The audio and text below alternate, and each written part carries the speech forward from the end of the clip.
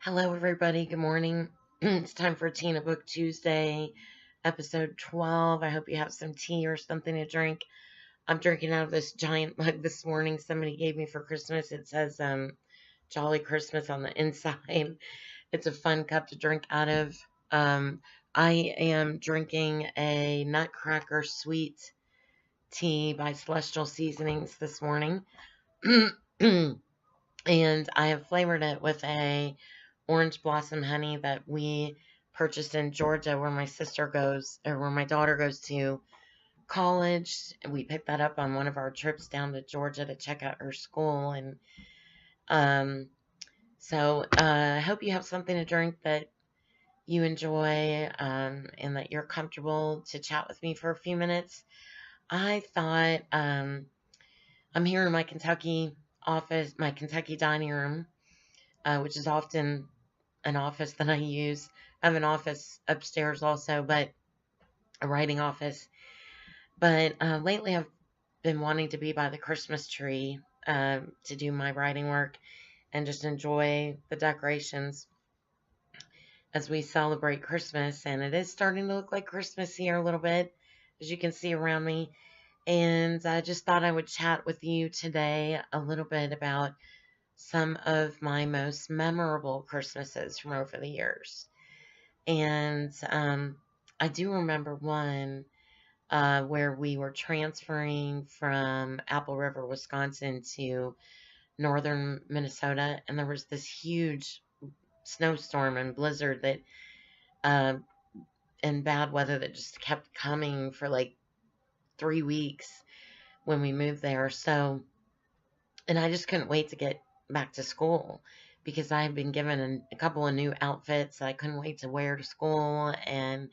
But it was nice that we had so much time off to be able to play with our toys and hang out with my grandparents. My paternal grandmother had a big wood cook stove in the kitchen, and she would use a hot pad and a handle to open up one of the burners on the stove, and then she would put wood in there and then cover it up again to do a lot of her cooking with. And she was just really good with this type of stove, and I'd never seen one before, so I was fascinated with this stove and watching her in the kitchen. And there was an old-fashioned red hand pump at the sink for water, and she also had um, a cellar with all kinds of things that she had canned. And another thing, she had an old-fashioned wringer washing machine that she washed the clothes with. So it was fascinating to be there, and it just felt like I was in an old-fashioned Christmas in a book or something that you'd read about. But so, and she gave us many wonderful Christmases. They also had this was at the farm in Minnesota, but she also had a home in St. Paul Park. And when I was a little bit younger, I remember some Christmases there, and she would have a white linen tablecloth on the table for dinner and put out her best dishes. And there was always a candy dish filled with candy. And I know she gave us so many gifts over the years. I believe one of them was a rocker, and it was attached to a cradle, so we could rock our dolls in this cradle. And I remember them giving us many dolls and things like that over the years. So um, many great memories of my paternal cousins and paternal grandparents and paternal aunts and uncles and Christmases like that. And then I do remember moving to Ohio, and I missed my dollhouse. We weren't able to bring my dollhouse to Ohio, but I do remember these wonderful Christmases with my maternal grandparents, and we had so many aunts and uncles, and as we grew, more and more cousins uh, in the family, and there were lots of big family Christmases with tinsel on the tree and Christmas Eve candlelight services at church, and hearing the stories about the true meaning of Christmas. And because by that time I was a little bit older, so I could absorb that story and the real meaning behind Christmas. But I remember they gave us sleeping bags one year, And I remember being in some of the Christmas programs and having to memorize some lines and things that we would say. Usually it was just one or two lines, but it was always fun, a fun time of year with so many aunts and uncles and cousins around, and big family Christmas dinners. And Grandma would make a ham or a turkey, and we would just have a wonderful time with stuffing and mashed potatoes and all the good foods and eating together. So those were some Christmases growing up that were memorable for me. I remember also my first Texas Christmas because I had my first baby. I'll never forget that.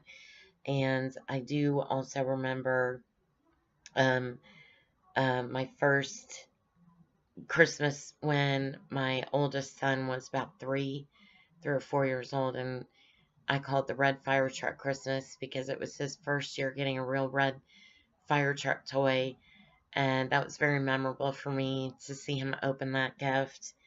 Also, I can remember so many wonderful Christmases in Ohio when our children were small, and we would go to Christmas Eve either at my mother-in-law's home or with my mom, and we'd go to church, and then everybody we'd sing the carols, and then come home and have dinner, and the grandparents would just give so many gifts to the children. It was amazing, and then wake up on Christmas morning and watch the children open more gifts. So that was always fun. Very memorable Christmases over the years with that. Also, there was a Florida Christmas. So many Florida Christmases actually where the kids were little, and we couldn't always afford to go back home for Christmas. I feel like we really became a family during those years because we were a smaller unit. There was just that closeness together, and taking the kids to see lights and go to see the Polar Express movie at Universal Studios. That was a really memorable Christmas. It was all decorated for Christmas at Universal Studios. And then, of course, all the things that you can go and do with your kids this time of year that are Christmas themed. Those were very memorable things for me and our family and for our children. And it's something to see a palm tree and many palm trees decorated at Christmas time, and being able to wear shorts outside because it's so warm. Those were always memorable years. And then since we've been in Kentucky, we've had so many memorable Christmases. There was like the with the Wind Christmas where we watched Gone with the Winds, and there was the Christmas where my husband gave me pearls for our anniversary happens to be December 26th. So the one that he gave me the pearls and the violin, those were very memorable because everybody had to try out the violin. Also, I'll never forget the year that they wrapped up jewelry. My husband wrapped up jewelry for me, a necklace and matching earrings.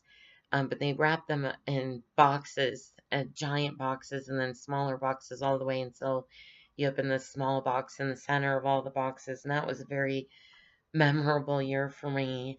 And one year, it was a really tough year, but we got adopted for Christmas. And so that was amazing to see the outpouring of love from people that adopted us. And it really made me feel like the Lord had not forgotten me and that He was taking care of us no matter what we were going through. So those were some of my most memorable Christmases. Also, there was a Christmas with my sister in Cleveland, and we played games, and all three of us girls had little ones at that point. So there were all these little cousins running around playing together, and that was a very memorable Christmas. And I hope that you'll share some of your memories in the comments. I had to write some of these down. I took notes because there were so many different memories I didn't want to leave out. But I did want to share with you a little bit about the shoemaker. I'm going to show you the cover. This is one of my Christmas stories I've written. I hope if you haven't read this book that you will get to read it. This is a Regency era Christmas story. And the main character is Miss Catherine Linden. She's from Essex, and she's the fourth daughter of a vicar. So she's not allowed to get married yet because the oldest daughters have to be married off first.